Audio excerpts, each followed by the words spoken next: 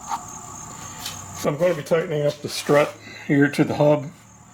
Again, 17 millimeter on the bolt, 19 millimeter on the nut.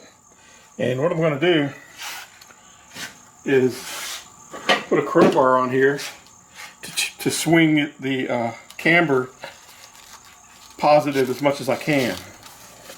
And I'm going to do both tires the same way. So I'm going to put my crowbar in here like that. And so here's the setup for the crowbar to get that camber to swing.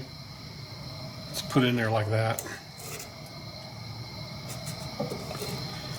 And it forces the strut in.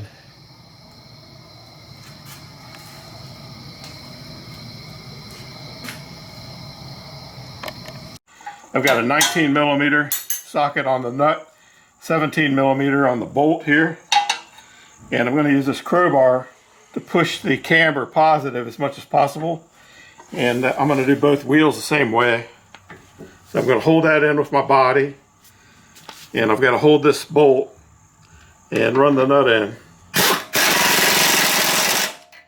And then I'll also do the top one.